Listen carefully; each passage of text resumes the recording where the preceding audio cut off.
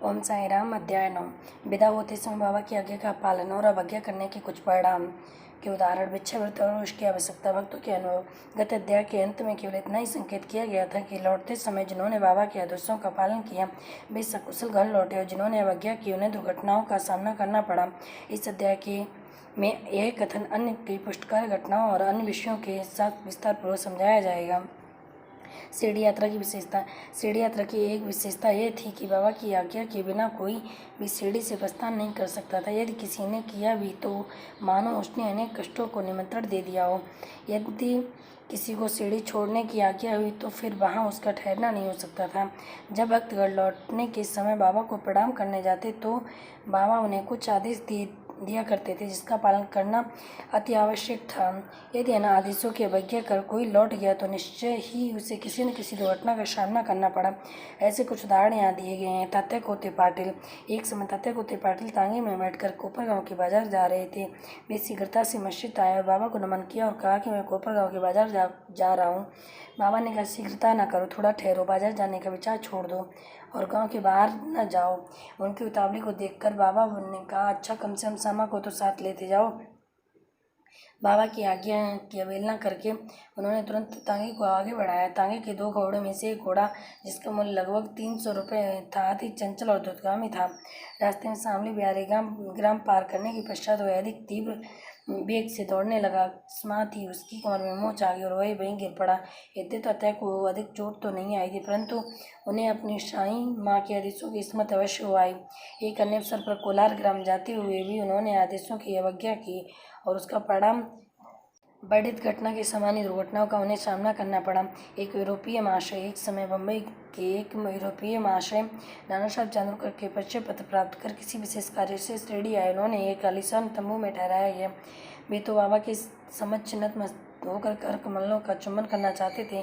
इसी कारण उन्होंने 3 बार मस्जिद की सीढ़ियों पर चढ़ने का प्रयत्न किया, परंतु बाबा ने उन्हें अपने समीप आने से रोक दिया। उन्हें आंगन में ही ठहरने और वहीं से दर्शन करने की आज्ञा मिली। इस विचित्र स्वागत से प्रसन्न होकर उन्होंने शीघ्र ही सीढ़ी से प्रस्थान करने का विचार किया और विदा लेने के हेतु वे वहाँ आए। बाबा ने उन्हें दूसरे दिन जाने की और शीघ्रता न करने की राय दी। अन्य भक्तों ने भी उनसे बाबा के आदेशों का पालन करने की प्रार्थना की, परंतु वे सबकी उपेक्षा कर तांगे में बैठकर रवाना हो गए। कुछ दूर तक तो घोड़ा ठीक ठीक चलता रहा, परंतु शामली बिहारी ग्राम पार करने पर एक साइकिल सामने से आई, जिसे देखकर घोड़ा भयभीत हो गया और द्रुत गति से दौड़ने लगा। फलस्वरूप तांगा उलट गया और महाशय जी नीचे लुढ़क गए। कुछ दूर तक तांगे के साथ साथ घिसटते चले गए।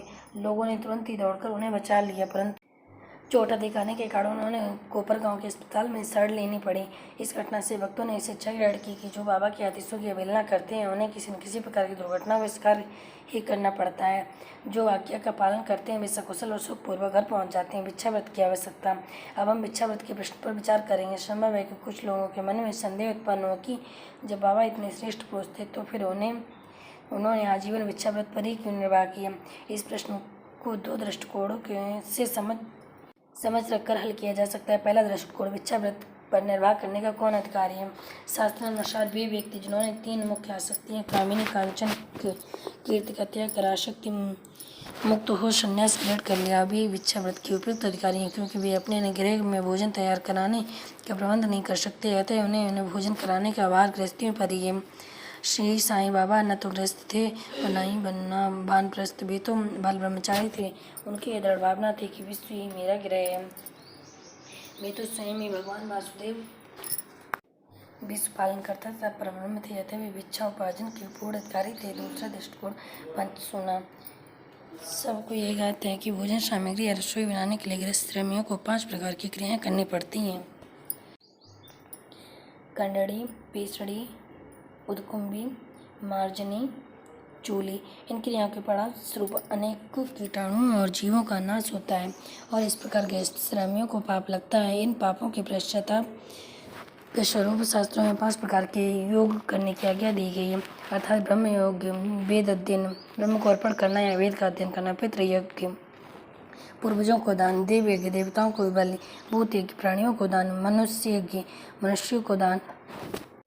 यदि ये कर्म विधि पूर्वक शास्त्रानुसार किए जाएं तो चित्त शुद्ध होकर ज्ञान और आत्मबोध की प्राप्ति सुलभ हो जाती है। बाबा द्वार द्वार पर जाकर गृहस्थ श्रमियों को इस पवित्र कर्तव्य की स्मरण दिलाते रहते थे कि वे लोग अत्यंत भाग्यशाली थे जिन्हें घर बैठे ही बाबा से शिक्षा ग्रहण करने के अवसर मिल जाता था।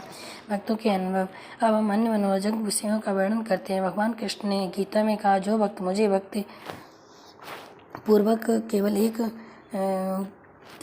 पत्र, फूल, फल या जल भी अर्पण करता है तो मैं उसे शुद्ध अंतःकरण वाले भक्त के द्वारा अर्पण की गई वस्तु सहर्ष स्वीकार कर लेता हूँ। तो पत्रम पुष्पम फलम तोयम यो मे भक्त्या प्रयच्छति तदहं भक्तयुपहतमश्नामि प्रियतात्नम। यदि भक्त सचमुच श्री साईं बाबा को कुछ भेंट कर देना चाहता है तो और बाद में उसे अर्पण करने की विस्मृत हो गई हो तो बाबा उसे या उसके मित्र द्वारा उस भेंट की स्मृति कराते और भेंट देने के लिए कहते तथा भेंट प्राप्त कर उसे आशीष देते थे। नीचे कुछ ऐसी घटनाओं का वर्णन किया गया है। तरखड़ कुटुंब। श्री रामचंद्र आत्माराम उपनाम बाबा साहेब तरखड़ पहले प्रार्थना समाजी थे तथापि वे बाबा के प्रमक्त थे। उनकी स्त्री और पुत्र तो बाबा के एकनिष्ठ भक्त थे। एक बार उन्होंने ऐसा निश्चय किया कि पुत्र उसकी माँ ग्रीष्मकालीन छुट्टियां शिरडी में ही व्यतीत करे, परंतु पुत्र बांद्रा में छोड़ने को सहमत न हुआ। उसे भय था कि बाबा का पूजन घर पर विधि पूर्वक न हो सकेगा क्योंकि पापा प्रार्थना समाजी हैं और संभव है कि वे श्री साईं बाबा के पूजनार्थ में उचित ध्यान न रख सके। परंतु पिता के आश्वासन देने पर पूजन यथाविधि ही होता रहेगा। माँ और पुत्र ने एक शुक्रवार की रात्रि में शिरडी को प्रस्थान कर दिया। दूसरे दिन शनिवार को श्रीमान तरखड़ ब्रह्म मुहूर्त में उठे और स्नानादि कर पूजन करने के पूर्व बाबा की समझ साष्टांग दंडवत करके बोले कि हे बाबा, मैं ठीक वैसा ही आपका पूजन करता रहूँगा जैसा कि मेरा पुत्र करता रहा, परंतु कृपया आप इसे शारीरिक परिश्रम तक सीमित न रखना। ऐसा कहकर उन्होंने पूजन प्रारंभ कर दिया और मिश्री का नैवेद्य अर्पित कर जो दोपहर के भोजन के समय में प्रसाद के रूप में वितरण कर दिया गया। उस दिन की संध्या और अगला दिन इतवार को निर्विघ्न व्यतीत हो गया। सोमवार को उन्हें ऑफिस जाना था परंतु वह दिन भी निर्विघ्न व्यतीत निकल गया। श्री तरखड़ ने इस प्रकार अपने जीवन में कभी पूजा न की थी। उनके हृदय को संतोष हुआ और पुत्र को दिया गया वचन अनुसार पूजा था क्रम संतोषपूर्वक चल ही रहा था। अगले दिन मंगलवार को सदैव की बात उन्होंने पूजा की और ऑफिस को चले गए। दोपहर को घर लौटने पर जब वे भोजन को बैठे तो थाली में प्रसाद न देकर उन्होंने अपने रसोइये से इस संबंध में प्रश्न किया। उसने बताया कि आज विस्मतवश वे नैवेद्य अर्पण करना भूल गए हैं। यह सुनकर वे तुरंत अपने आसन से उठे और बाबा के दंडवत कर क्षमा याचना करने लगे और बाबा से उचित पथ प्रदर्शन न करने तथा पूजन को केवल शारीरिक परिश्रम तक सीमित रखने के लिए उलाहना देने लगे। उन्होंने संपूर्ण घटना का विवरण अपने पुत्र को पत्र द्वारा सूचित किया और उससे प्रार्थना की कि वह पत्र बाबा के चरणों में रखकर उससे कहना कि मैं इस अपराध के लिए क्षमा प्रार्थी हैं। यह घटना बांद्रा में लगभग दोपहर को हुई थी और उसी समय शिरडी में जब दोपहर की आरती प्रारंभ होने ही वाली थी कि श्री बाबा श्रीमती तरखड़ से बोले, माँ, मैं कुछ भोजन पाने के विचार से तुम्हारे घर बांद्रा गया था। द्वार पर ताला लगा देखकर मैंने किसी प्रकार गृह में प्रवेश किया परंतु वहाँ देखा कि बाबू मेरे लिए कुछ भी खाने को नहीं रख गए। इतने मैं भूखा ही वहाँ से लौट आया हूँ। किसी को भी बाबा के वचनों का अभिप्राय समझ में नहीं आया परंतु उनका पुत्र जो समीप ही खड़ा था वह सब कुछ समझ गया कि बांद्रा में पूजन में कुछ तो त्रुट हो गई है, इसलिए बाबा से लौटने की अनुमति मांगने लगा परंतु बाबा ने आज्ञा न दी और वहीं पूजन करने का आदेश दिया। उनके पुत्र ने शिरडी में जो कुछ हुआ उसे पत्र में लिखकर पिता को भेजा और भविष्य में पूजन में सावधानी बरतने की विनती की। दोनों पत्र डाक द्वारा एक दूसरे दिन दोनों पक्षों को मिल गए। क्या यह घटना आश्चर्यपूर्ण नहीं है? श्रीमती तरखड़। एक समय श्रीमती तरखड़ ने 3 वस्तुएं अर्थात भरती, कचर्या, पेड़ा बाबा के लिए भेजी। बाबा ने उन्हें किसी प्रकार स्वीकार कर लिया। इसे अब देखेंगे। बांद्रा के श्री रघुवीर भास्कर पुरंदरे बाबा के प्रमुख थे। एक समय में शिरडी जा रहे श्रीमती तरखड़ ने श्रीमती पुरंदरे को 2 बैंगन दिए और उनसे प्रार्थना की। शिरडी पहुंचने पर वे एक बैंगन का भरता दूसरे का चर्या बनाकर बाबा को भेंट कर दे। शिरडी पहुंचने पर श्रीमती पुरंदरे भरता लेकर मस्जिद आई। बाबा उसी समय भोजन को बैठे ही थे। बाबा को यह भरता बड़ा स्वादिष्ट प्रतीत हुआ, इस कारण उन्होंने थोड़ा थोड़ा सभी को वितरित किया। इसके पश्चात ही बाबा ने काचर्या लाने को कहा। राधा कृष्ण माई के पास संदेशा भेजा गया कि बाबा काचर्या मांग रहे हैं। वे बड़े असमंजस में कि अब क्या करना चाहिए। बैंगन की तो अभी ऋतु ही नहीं है। अब समस्या उत्पन्न हुई कि बैंगन किस प्रकार उपलब्ध हो। जब इस बात का पता लगाया गया कि भरता लाया कौन था, तब ज्ञात हुआ कि बैंगन श्रीमती पुरंदरे लाई थी और उन्हें एक आचार्य बनाने का कार्य सौंपा गया था। अब प्रत्येक को बाबा की इस पूछताछ का अभिप्राय विदित हो गया और सबको बाबा की सर्वज्ञता की महान आश्चर्य हुआ। दिसंबर सन 1915 में श्री गोविंद बालाराम मानकर शिरडी जाकर वहाँ अपने पिता की अंत्येष्टि क्रिया करना चाहते थे। प्रस्थान करने से पूर्व वे श्रीमती तलखड़ से मिलने गए। श्रीमती तलखड़ बाबा के लिए कुछ भेंट शिरडी भेजना चाहती थी। उन्होंने पूरा घर छान डाला, परंतु केवल एक पेड़े के अतिरिक्त कुछ न मिला और वह पेड़ा भी अर्पित नैवेद्य का था। बालक गोविंद ऐसी परिस्थिति देखकर रोने लगा, परंतु फिर भी अति प्रेम के कारण वही पेड़ा बाबा के लिए भेज दिया गया। उन्होंने पूर्ण विश्वास था कि बाबा उसे अवश्य स्वीकार कर लेंगे। शिरडी पहुंचने पर गोविंद मानकर बाबा के दर्शनार्थ गए, परंतु वह पेड़ा ले जाना भूल गए। बाबा ये सब चुपचाप देखते रहे, परंतु जब वह पुनः संध्या समय बिना पेड़ा लिए हुए वहां पहुंचे तो फिर बाबा शांत न रह सके और उन्होंने पूछा कि तुम मेरे लिए क्या लाए। उत्तर मिला, कुछ नहीं।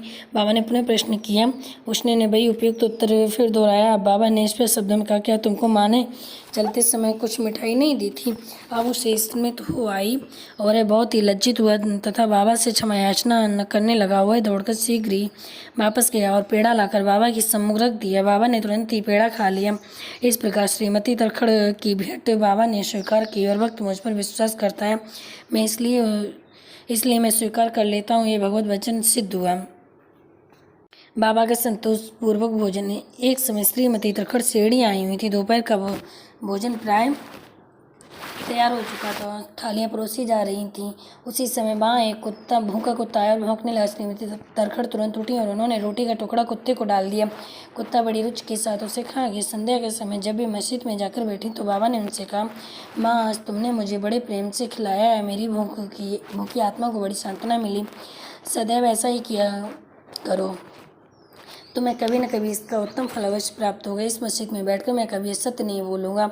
सदैव मुझ पर ऐसा ही अनुग्रह करती रहो। पहले भूखों को भोजन कराओ और बाद में तुम भोजन किया करो। इसे अच्छी तरह ध्यान में रखो। बाबा के शब्दों का अर्थ उनकी समझ में न आया, इसलिए उन्होंने प्रश्न किया, भला मैं किस प्रकार भोजन करा सकती हूँ। मैं तो स्वयं दूसरों पर निर्भर हूँ और उन्हें दाम देकर भोजन प्राप्त करती हूँ। बाबा कहने लगे कि उस रोटी को ग्रहण कर मेरा हृदय तृप्त हो गया और अभी तक मुझे डकारें आ रही हैं। भोजन करने से पूर्व तुमने जो कुत्ता देखा था और जिसे तुमने रोटी का टुकड़ा दिया था, वो यथार्थ मेरा ही स्वरूप था और इसी प्रकार अन्य प्राणी भी मेरे इस रूप में ही उनके आकार में डोल रहा हूँ। जो इन सब प्राणियों में मेरा दर्शन करता है वह मुझे अत्यंत प्रिय है। इसलिए द्वैत या भेदभाव भूलकर तुम मेरी सेवा किया करो। इस अमृतुल्य उपदेश को ग्रहण कर वे द्रवित हो गई और उनकी आंखों से सुधारा बहने लगी। गला गूंद गया और उन्होंने उनके हर्ष का पारा बना रहे। शिक्षा समस्त प्राणियों में ईश्वर दर्शन करो, यही इस अध्याय की शिक्षा है। उपनिषद, गीता और भागवत का यही उपदेश है कि ईशावास्यमिदं सर्वम, सब प्राणियों में ईश्वर का ही वास है। इसका प्रत्यक्ष अनुभव करो। अध्याय के अंत में बतलाई गई इस घटना और अन्य अनेक घटनाएं जिनका लिखना अविशेष है, स्वयं बाबा ने प्रत्यक्ष उदाहरण प्रस्तुत कर दिखलाया है कि किस प्रकार उपनिषदों की शिक्षा आचरण में लानी चाहिए। इस प्रकार श्री साईं बाबा शास्त्र ग्रंथों की शिक्षा दिया करते थे। श्री सद्गुरु साईनाथ परमहंस सोहम्बद बोली साईं बाबा की जय।